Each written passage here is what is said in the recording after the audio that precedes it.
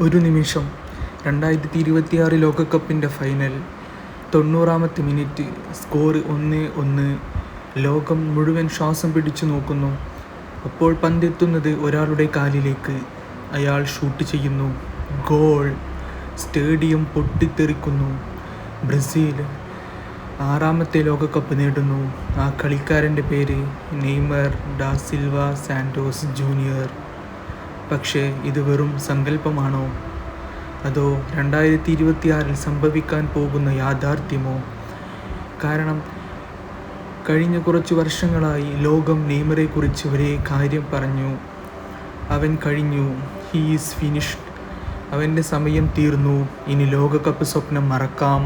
പക്ഷെ ഒരു കാര്യം ആരും ശ്രദ്ധിച്ചില്ല. സൈലൻസ്. നെയ്മറിൻ്റെ നിശബ്ദത. അതെ, നെയ്മറിൻ്റെ നിശബ്ദത.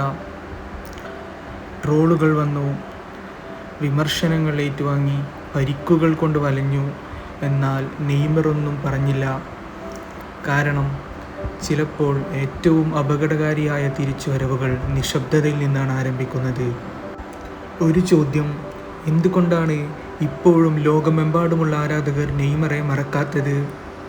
എന്തുകൊണ്ടാണ് അവൻ കളിക്കാത്തപ്പോഴും അവൻ്റെ പേര് വാർത്തകളിൽ നിറയുന്നത്? എന്തുകൊണ്ടാണ് 2026 ലോകകപ്പ് പറയുമ്പോൾ എല്ലാവരും ഇപ്പോഴും നെയ്മറെക്കുറിച്ച് സംസാരിക്കുന്നത്? ഉത്തരം വളരെ ലളിതമാണ്.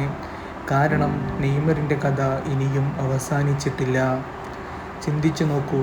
2014 സ്വന്തം നാട്ടിൽ നടന്ന ലോകകപ്പ്, പരിക്ക്. 2018 വലിയ പ്രതീക്ഷകളുമായി വന്നു, വീണ്ടും നിരാശ. 2022 വീണ്ടും കണ്ണുനീർ.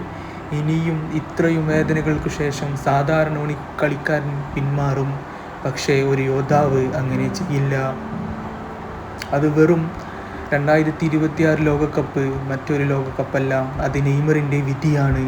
അവസാന അവസരം, അവസാന പോരാട്ടം, അവസാനത്തെ സ്വപ്നം. ഇപ്പോൾ റിപ്പോർട്ടുകൾ പറയുന്നു അവൻ തിരിച്ചുവരവിനായി തയ്യാറെടുക്കുന്നു, ശരീരം ശക്തമാക്കുന്നു, പരിക്കുകളെ തോൽപ്പിക്കുന്നു, വീണ്ടും ബ്രസീലിൻ്റെ നമ്പർ 10 ആകാൻ ഒരുങ്ങുന്നു. പക്ഷേ ഇവിടെ ഒരു ട്വിസ്റ്റ് ഉണ്ട്. 2026 ലോകം കാണാൻ പോകുന്നത് പഴയ നെയ്മറെ അല്ല, കൂടുതൽ അപകടകാരിയായ ഒരു നെയ്മറെയാണ്. കാരണം ഇപ്പോൾ അവനുണ്ട് അനുഭവം, വേദന, പ്രതികാരം. ഒരു കാര്യം ഓർക്കുക, ഫുട്ബോളിന് ഏറ്റവും ഇഷ്ടമുള്ള കഥ ഏതാണെന്നറിയാമോ? ഒരു വീഴ്ചയുടെ കഥയല്ല, അതൊരു തിരിച്ചുവരവിൻ്റെ കഥയാണ്. മെസ്സി അത് ചെയ്തു. ഇപ്പോൾ ഫുട്ബോൾ ലോകം കാത്തിരിക്കുന്നത് മറ്റൊരു അത്ഭുതത്തിനാണ്. അപ്പോൾ ചോദ്യം ഇതാണ്: 2026 ലോകകപ്പിൽ നെയ്മർ ചരിത്രം എഴുതുമോ, അതോ ചരിത്രം അവനെ മറക്കുമോ? ഉത്തരം അറിയാൻ ലോകം മുഴുവൻ കാത്തിരിക്കുന്നു.